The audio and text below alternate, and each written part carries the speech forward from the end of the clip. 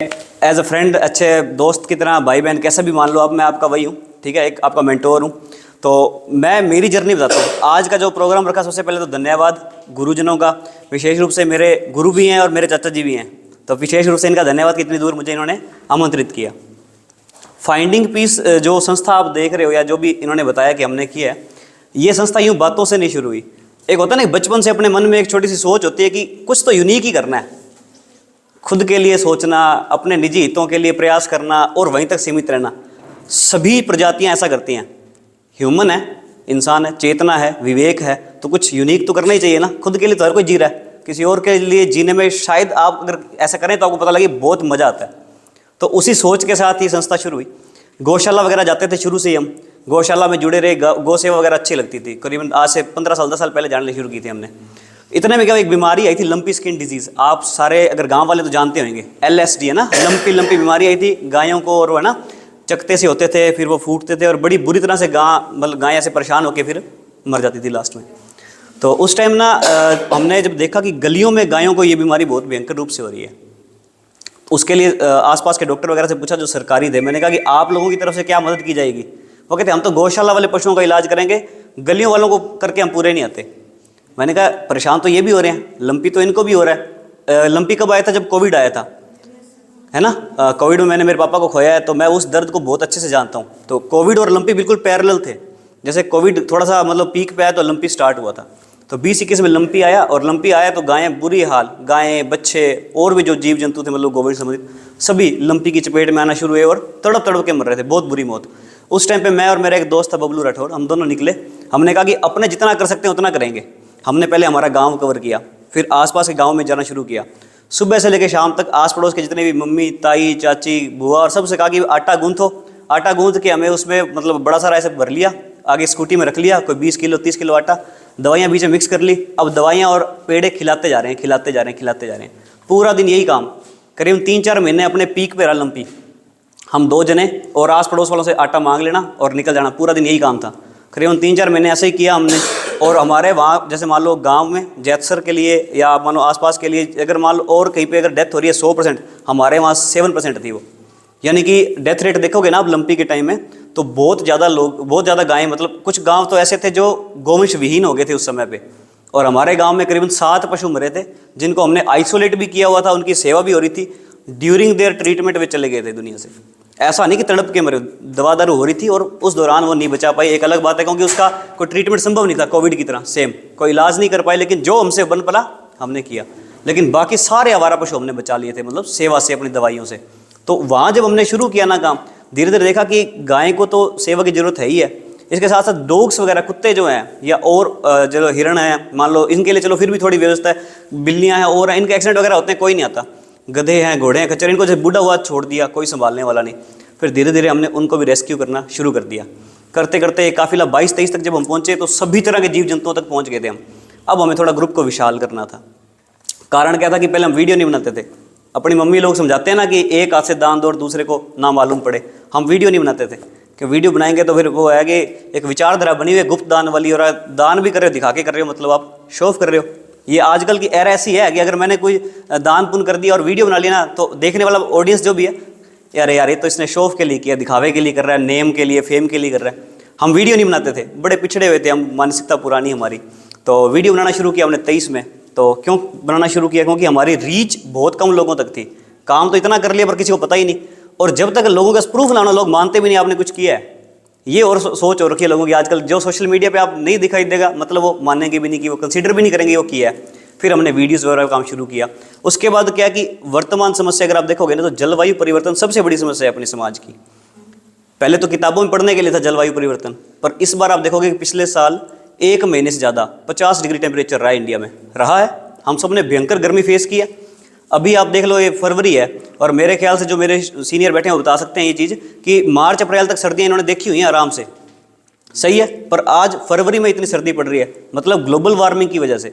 Global warming तो है ही, साथ में जो अपने क्लाइमेट चेंज है, जलवायु परिवर्तन है। ऐसी भयंकर समस्याओं की वजह से क्या है कि अपनी सारी धरती अस्त व्यस्त हो चुकी है। कैलिफोर्निया की आग 60 दिन तक चली होगी, अगर आपने न्यूज़ देखी हो, है ना। कैलिफोर्निया में कितने घर तबाह हुए हैं, कितने लोग मारे गए हैं, कितने जीव जंतु बेचारे वहाँ, है ना। तो ये सब क्या है? ये जलवायु परिवर्तन से ही तो हो रहा है। क्योंकि हम सारों ने अपना कार्बन एमिशन तो बढ़ा लिया, यानी कि चाहिए हमें कंज्यूम करने के लिए सबको, पर पेड़ वेड़ लगाने वाले पासे किसी ने ध्यान नहीं दिया। अपना कंजप्शन कम करें इस बारे में कोई विचार नहीं कर रहा।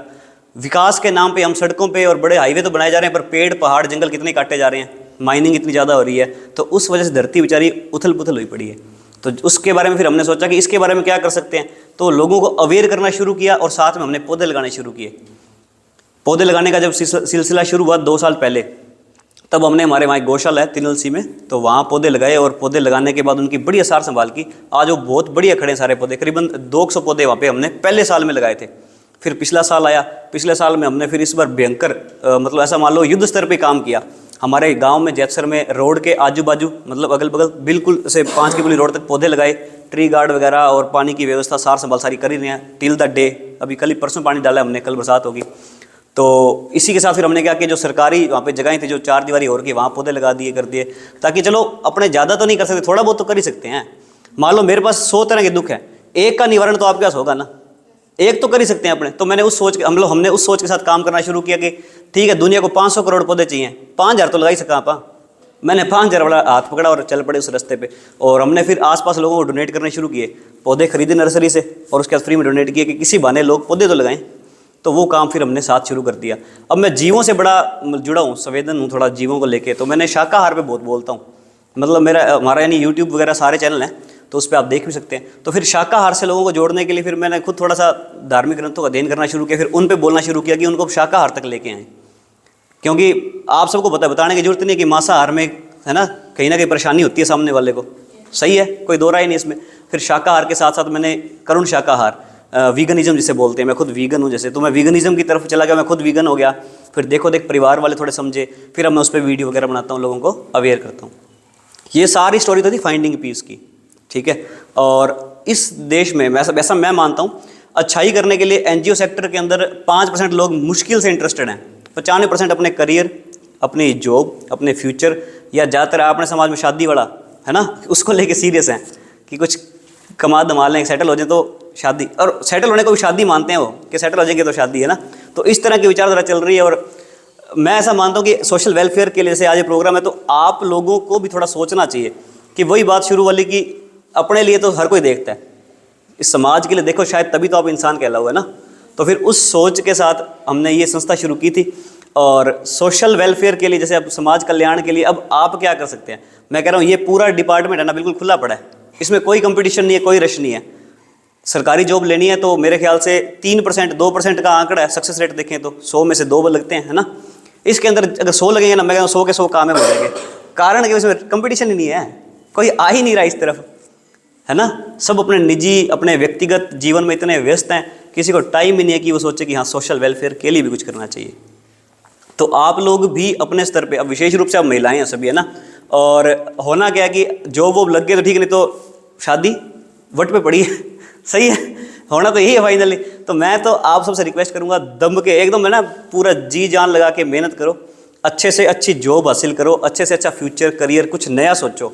वो होता है ना कि रटी रटाई चल रही है परंपरा की, हाँ ऐसे करके डॉक्टर बन जाएगा, ऐसे करके इंजीनियर बन जाएगा, ये बन जाएगा, वो वाली परंपरा तोड़ो, कुछ नया करो, कुछ यूनिक करो, कुछ सोशल वेलफेयर के लिए रियल में कुछ। और आप कर सकते हैं, आप में मैं कहूँ जितनी पोटेंशियल है ना शायद मुझ में या हमारी पूरी संस्था में ना हो, आप सब में इतनी असीमित संभावनाएं हैं कुछ नया कर गुजरने की, क्योंकि आपकी एज है ना कुछ भी कर सकती है। क्रांति हमेशा मध्यम वर्गीय ने और किशोरों ने की है। अगर मैंने एक स्वामी विवेकानंद का लेटर पढ़ा था, स्वामी विवेकानंद जी मठ बनाना चाहते थे एक, जहाँ से वो सत्य का या ज्ञान का प्रचार कर सके। तो वो बोल रहे थे एक लेटर में, कहते हैं कि दुनिया की सबसे ज़्यादा क्रांतियाँ युवाओं ने और मध्यम वर्गीयों ने की है। तो मैं मानता हूँ कि हम सब युवा भी हैं, मध्यम वर्गीय भी, लगभग मध्यम वर्गीय परिवार से हैं, तो हम कुछ कर सकते हैं, आप लोग कुछ कर सकते हो, आप निश्चित रूप से कर सकते हो। अपने आप को 4 दीवारी में कैद करने वाली और उस विचारधारा से दूर रखना, जितना हो सके ऊंचा उठना, अच्छे से अच्छा उत्कृष्ट जीवन जीना और कुछ समाज के लिए जरूर करना। नहीं तो खुद के लिए करके चले जाओगे तो शायद कोई घर वाला भी याद ना रखेगा, लेकिन यहाँ कुछ करके चले गए ना तो एक गूंज जरूर रहेगी आपके नाम की कि वाकई उस परिवार से फलानी बच्ची ने समाज के लिए किया था। महिला शिक्षा के लिए आप बहुत अच्छा कर सकते हैं। अभी आप देख रहे हैं कि अपनों को यहाँ पे विशेष रूप से महिला विद्यालय हो गया, जैसे बालिका विद्यालय, कॉलेज है, सारा कुछ करना पड़ रहा है। कहीं ना कहीं पीछे रह गए वर्ग तभी तो कर रहे हैं इतनी विशेष व्यवस्थाएं। अगर आप इसके लिए, अभी ये तो महिला वर्ग है, अब वंचित वर्ग देखोगे तो वहाँ तो शिक्षा महिलाओं की भूल ही जो, उनकी तो क्या ही दुर्गति हो रखी है। अपने समाज फिर भी कुछ ठीक है, महिलाओं की स्थिति कुछ ठीक है, उनकी तो और बदतर है। तो आप उनके लिए तो और भी अच्छे से कर सकती हैं अगर उस तरफ ध्यान दें तो। इसके साथ आप क्या कर सकती हैं, आप समाज के अंदर जो भी आपको लगे कि हाँ ये काम होना चाहिए, और मदर टेरेसा का एक कोट याद आ रहा है मेरे को, वो कहती है never want to be a leader, do it alone person to person. बाकी उनकी विचारधारा छोड़ दो, ये बड़ी काम की चीज़ है कि अगर आपको कुछ करना है ना, रियल में कुछ करना है, मैं जॉब लग के ये कर सकती हूँ। अगर आप ठान लोगे ना तो मुझे लगता है आपको जॉब की जरूरत नहीं पड़ेगी, बिना जॉब के भी आप वो चीज़ कर सकते हो। जब ये संस्था शुरू हुई थी तो इतना कुछ थोड़ी था, हमारे पास इतने संसाधन या इतनी व्यवस्थाएं नहीं थी, ना इतने लिंक थे, ना इतने टर्म थे, लेकिन एक जज्बा था कि कुछ करना है इनके लिए। स्टिल हम कर रहे हैं कोशिश कि हमें एक ऐसा हॉस्पिटल बनाना है वहाँ पे, मतलब फाइंडिंग पीस के अंडर ऐसा हॉस्पिटल जहाँ पे ना आवारा पशुओं के लिए वो मेडिकल फैसिलिटी हो जो इंसानों के लिए आज यहाँ बुढ़ा जोड़ वाले हॉस्पिटल में। तो हम उस लेवल पे काम कर रहे हैं, और मुझे पता है कि ये काम जीवन मांग रहा है, ऐसे सरलता से नहीं होने वाला है काम। इसमें मेरे को लगता है एक आधी लाइफ सेक्रीफाइस होगी मेरे जैसे की, तब भी शायद ये संभव है। लेकिन अगर मैं वो बना पाया तो मुझे लगता है कि मेरा जीवन सफल होगा। तो ऐसा ही कोई लक्ष्य अगर आप उठाएंगे तो मैं विश्वास रखता हूँ और ये उम्मीद भी रखता हूँ आप सबसे कि आप में से एक बच्चा मुझे जरूर कुछ करता हुआ दिखेगा, और उस दिन शायद मुझे लगता है कि यहाँ पे आना मेरा सार्थक हो जाएगा। तो आपसे उम्मीद करूँगा कि कुछ करेंगे, और इसी के साथ मैं अपनी बातों को विराम दूंगा। धन्यवाद।